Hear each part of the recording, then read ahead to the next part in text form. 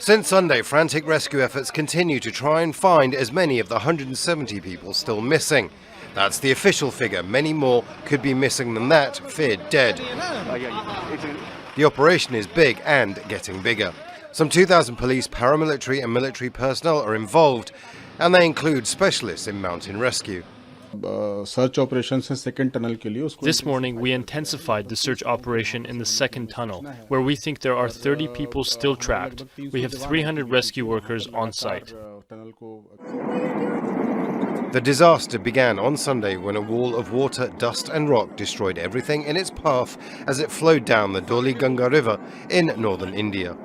A portion of the Nanda Devi's glacier said to have broken off, sending the torrent surging down the mountain and through narrow valleys below. The Nanda Devi is part of the Himalayan mountain range. It's a fertile area for India, providing hydroelectricity through a series of dams, 2 of which have now been destroyed.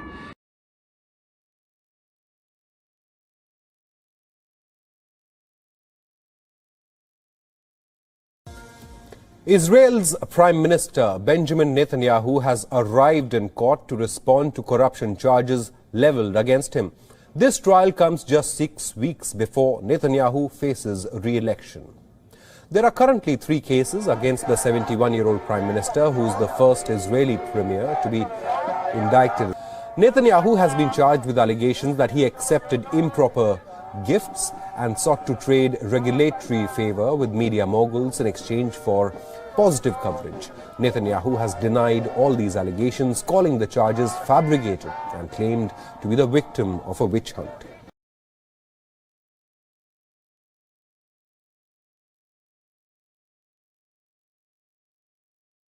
After 6 months in Chinese detention, an Australian journalist has been formally arrested in China on spying charges.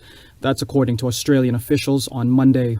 Cheng Lei was a high-profile TV anchor working in Beijing at China's state-owned news channel CGTN. But she was detained last August on suspicion of illegally supplying state secrets overseas. Australian Foreign Minister Marise Payne said officials had visited Lei 6 times since then. On Friday evening, the Australian government was informed by Chinese authorities through our embassy in Beijing that Australian citizen Cheng Lei has now been formally arrested on suspicion of illegally supplying state secrets overseas.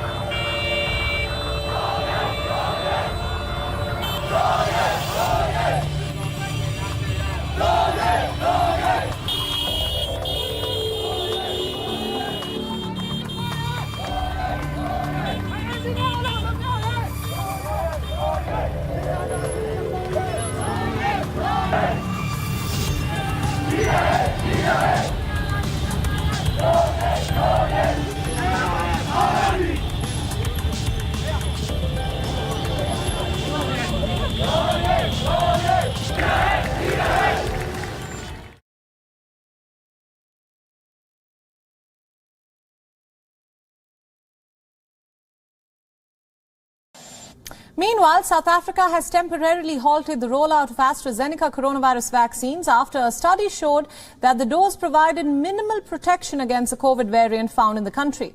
The government said that it has been awaiting reports from scientists on how to proceed further. Earlier, a locally conducted trial showed that the vaccine failed to provide enough protection against mild to moderate infections caused by the South African variant. The country was set to roll out the shot today, and healthcare workers were first in line to receive the jab. South Africa has received over 1 million doses of the vaccine, which has been developed by a UK firm. Authorities said that the temporary suspension of the AstraZeneca jab will not affect the country's inoculation drive, which is set to begin today. The government will offer the Johnson and Pfizer vaccines to its population, while experts decide how the AstraZeneca shot can be deployed.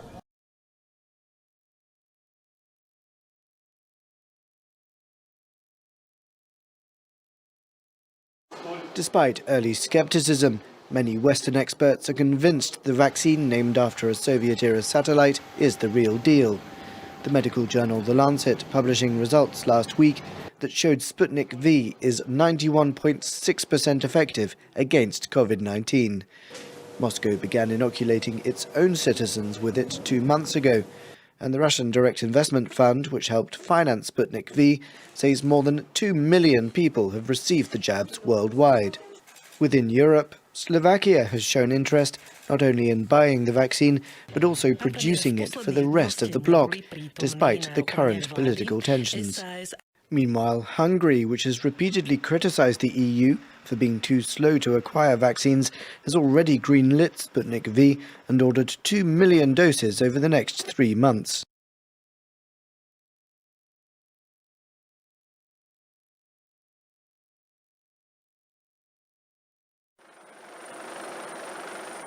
A rescue ship carrying 422 migrants docked in the Sicilian port of Aosta on Sunday. 8 of the passengers tested positive for COVID-19 in health checks carried out by the Italian authorities. SS Mediterranee, the humanitarian organisation that operates the vessel Ocean Viking, said Italy had granted permission to dock just as rain and strong winds were forecast. The migrants had been rescued in separate operations in the Mediterranean off the coast of Libya on Thursday and Friday. Many of them were women and children. 424 were originally rescued, but a pregnant woman and her companion were urgently airlifted to Malta on Saturday. In a statement from the search and rescue coordinator on the ship, SOS Mediterranee said COVID-19 protocols were in place on board the Ocean Viking, but that it was another reason for the remaining migrants to be promptly disembarked in a place of safety.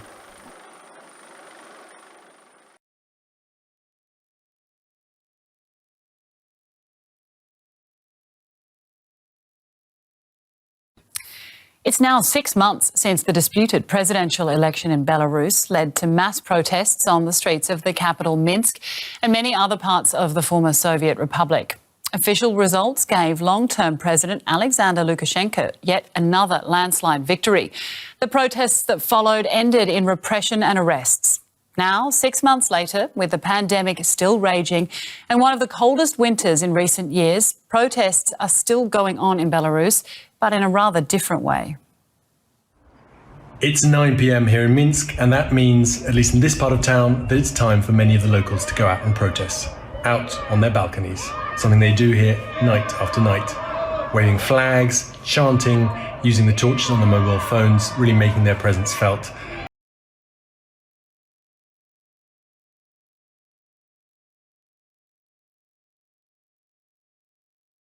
A major search for a mystery sighting at Arauz. Beachgoers reporting a disturbing discovery late yesterday, a small body in a plastic bag in shallow waters at Yarra Bay. In the bag, they believe to have seen the body of a baby. A search was called off late last night, resuming at 7 this morning. Police boats, divers, helicopters and the SES deployed, but despite finding nothing, authorities are dismissing theories of a hoax. The gentlemen that we have spoke to all have a consistent version of events. Investigators are now examining a video of the suspicious find, but so far that too has failed to solve the mystery. I have seen the video. It's very, very hard to decipher from that video what may or may not be inside the bag.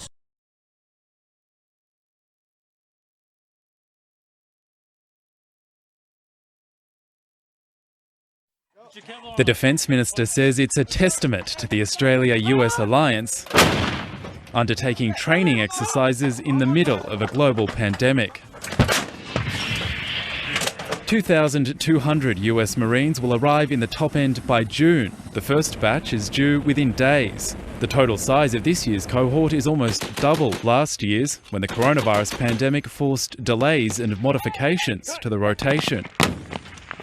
And after the NT government faced criticism from health groups for allowing other foreign military personnel to recently quarantine in a Darwin CBD hotel, the ADF has confirmed the Marines have leased an unnamed facility outside Darwin for the US troops to undertake their 2 weeks of isolation.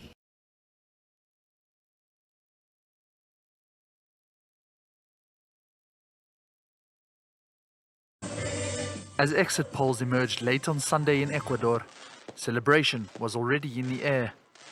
For leftist economist Andrés Arauz, a resounding victory on the horizon. Current favorite, 35-year-old Arauz, represents the Union of Hope coalition of left-wing parties.